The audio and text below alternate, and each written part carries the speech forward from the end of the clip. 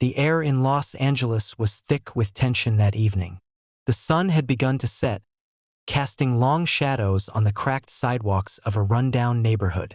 Streetlights flickered to life, their dim glow barely illuminating the graffiti-stained walls and rusting chain-link fences that lined the streets.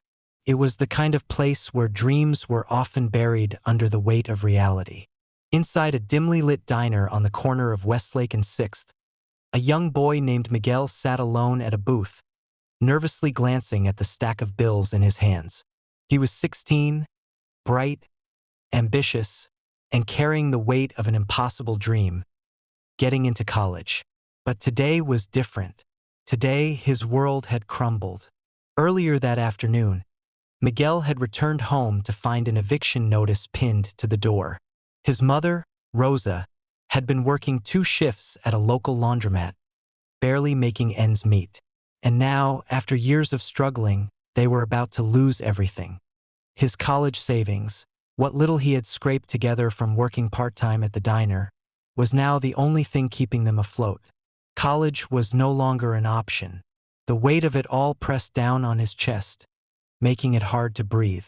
He clenched his fists, his knuckles turning white as he stared at the flickering neon sign outside the diner window. He had done everything right, worked hard, studied late into the night, sacrificed weekends to make ends meet. And yet, it still wasn't enough.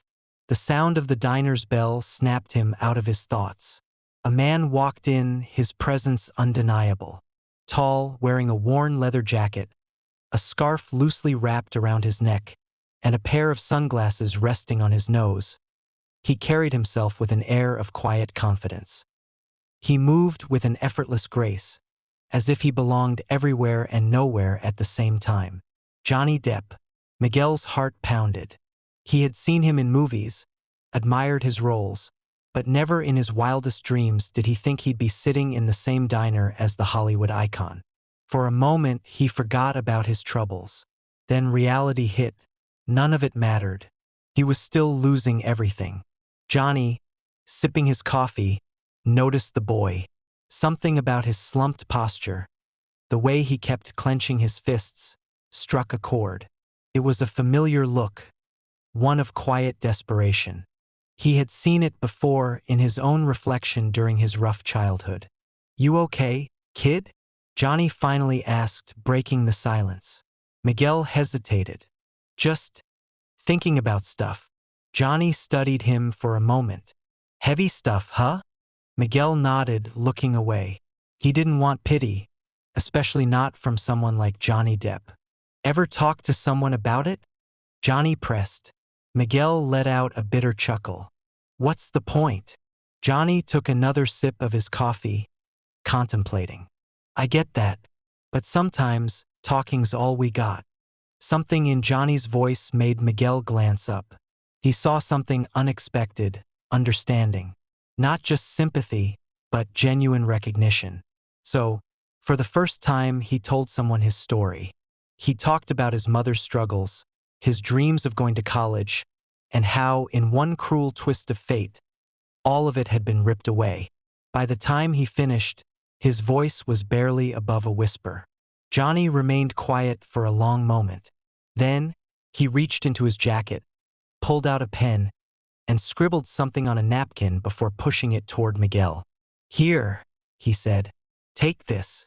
Miguel hesitated before looking down. It was a name and a phone number. "What is this?" Johnny smiled. "A guy I know. Runs a foundation for kids like you. Smart, driven, just need a break. Call him tomorrow." Miguel stared in disbelief. You don't even know me. Why are you helping me?" Johnny leaned forward, resting his arms on the table. "Because once upon a time, someone did the same for me." The next few weeks were a whirlwind. Miguel followed Johnny's advice, made the call, and was put in touch with a scholarship program designed for students facing financial hardship. But it didn't stop there. Johnny kept in touch, checking in on Miguel's progress, encouraging him when doubt crept in. A year later, Miguel received his acceptance letter to UCLA. It was surreal. The boy who once thought his dreams were over was now stepping into a future he never thought possible. The day before he left for college, a letter arrived. It was from Johnny. Never stop believing in yourself. The world is full of people who'll tell you you can't. Prove them wrong. Miguel folded the letter carefully, tucking it into his bag. He would carry those words with him forever. And with that, he stepped forward into his new life, knowing that a single act of kindness had changed everything. Years later, as Miguel stood in front of his own classroom, now a professor, he often thought back to that night in the diner. How a single conversation had altered the course of his life. How one act of kindness had not only given him an education but a purpose. Sometimes, life wasn't about where you started. It was about who believed in you along the way.